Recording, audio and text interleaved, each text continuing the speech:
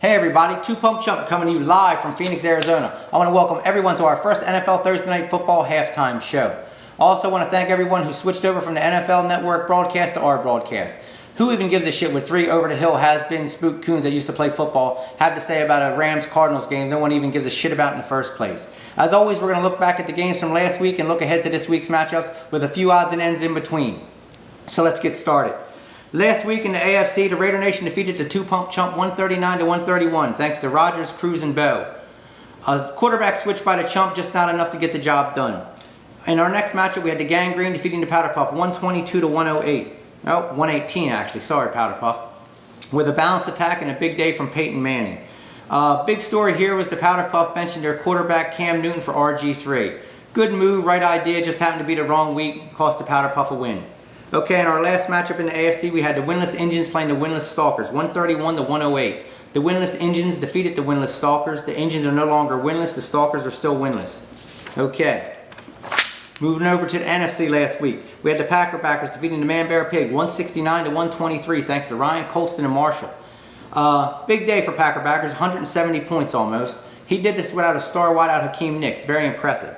In our next matchup, we had the Kingpin Skinny Pimps defeating Afro Man 123-108. Big day for Drew Brees, just not enough for Afro Man.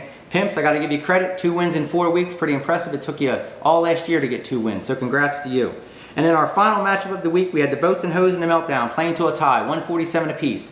For the Boats and Hose, we had Eli Manning, Michael Turner, and a huge day from his defense. The Meltdown had Roddy White, not a bad day from his defense, and a second half Jay Cutler that propelled him to the tie this week. So congrats to both you guys on your tie. Okay, power rankings this week. After 4 weeks, as ranked by CBS Sports, our league. Okay, number 6 on our power rankings, we have a 2-1-1 team. That is Gang Green. Number 5 on our power rankings, we have the Boats and Hose at 2-1-1. At number 4, we have a Two Pump Chump team at 2-2. Number 3 on the power rankings, we have a Meltdown team at 2-1-1. At number 2 on our power rankings, we had the undefeated Raider Nation. More to come on them in a moment. Very impressive. Congrats, Raider Nation. And number 1 on our power rankings, as ranked by CBS Sports after 4 weeks, we have the Packer Backers sitting atop at 3-1. They have a blemish on their record, but don't let that fool you. They're the most complete team, most dominant team, most consistent team, highest scoring team in the league. Congrats to the Packer Backers. Okay.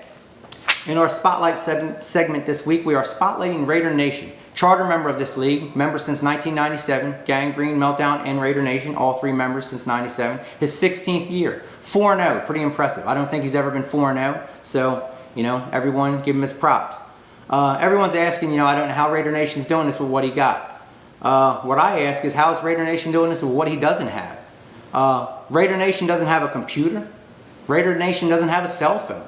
Raider Nation doesn't have the NFL Network. Fuck, I don't even know if Raider Nation has indoor plumbing.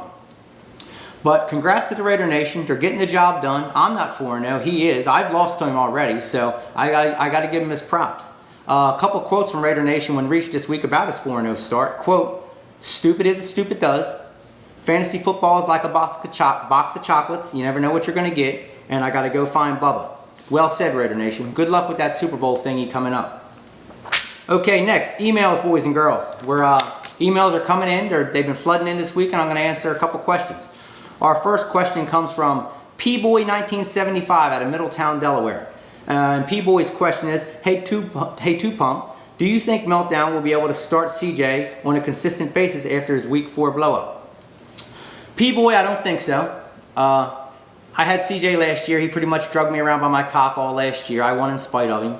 Meltdown's going to do the same thing. He's going to either win in spite of this guy or lose because of him. He's already lost the game because of him. Bad matchup. I can't start this guy. Then the guy blows up. This is a predicament no fantasy owner wants to be in, but the Meltdown put himself in this position. He was told. He was well warned by many people, but he still pulled the trigger on this guy.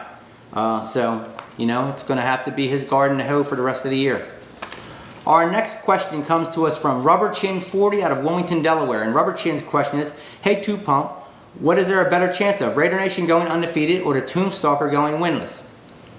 Rubber Chin, I don't think neither one's going to happen. I don't think Raider Nation's going to go undefeated. I don't think the Tombstalkers are going to go winless. But if I had to pick one, I would pick the Tombstalkers to go winless. They're a horrible team right now. They're only averaging 98 points a game. They have never even hit 110 yet. One game they didn't even hit 75. So if I had to pick one, I would pick the Tombstalkers. to go winless, but I don't think neither one's going to happen. So you know, everyone's safe there. So I want to thank P-Boy and Rubber Chin for their questions this week. So keep them rolling in, folks. Okay, week 5 matchup starting in the AFC. We got the 2 Pump Chump and the Gang Green, both looking for their 3rd win. Good luck, Gang Green. We got the undefeated Raider Nations facing a 1-win Injun team. Come on, Injuns. Beat them, Raider Nation. Okay, and then we have a Powder Puff team looking to keep the Tombstalkers winless. Come on, Tombstalkers. In the NFC, we have what the league's referring to this game as the Bay of Pigs game. The Boats and Hoes and the Packerbackers. Good luck to both of you guys. I know there's a lot of bragging rights there. You guys spend a lot of time in a squad car with handcuffs, cop guns, and computer screens, whatever the hell you do in Delaware. But good luck to both you guys. Our next matchup, both these participants are looking for win number 3. That is the Kingpin Skinny Pimps and the Meltdown. Pretty big game there. And in our final game, pretty much I'm calling the shit bowl of the week, we got the Afro Man and the Man Bear Pig both looking for win number 2. So good luck to both these guys. That's our matchups for the week. We're almost done with the show. I'm going to let you guys get back to your game. Getting a lot of feedback, you know, where's the asshole of the week? Who's the asshole of the week, 2 Pump? Well, I'm going to lay the law down right now. There's no asshole of the week in this show. Not at all. That went out with the old. 2 Pump firmly believes that if you got to look around each week and identify an asshole of the week, you're probably the asshole. So I'm going to leave it at that. But we are going to have one final thing. I did find something on Facebook as I was trolling for Facebook skanks this week. And I know everyone has a lot of respect for people who served our country. And I just want to let our league know, not everyone knows everybody the best in our league, but we do have a veteran in our league, the Kingpin Skinny Pimps. He served in the Navy, so everybody give him his props. Want to give him a shout out, show a picture of him this week. I'm 99.9% sure that if you've ever ran around in a white sailor suit in your lifetime, you've probably had a lot of cock crammed in your mouth at one time or another, or probably a lot of times or another. So I just want to give Rob a shout out, and you know, good luck this week, pimps. And I love the uniform. You know, your kids would be proud if you had any, but I don't know if you'll be able to have any. But you know, good luck to everybody this week, and I will see you next week. Lights out.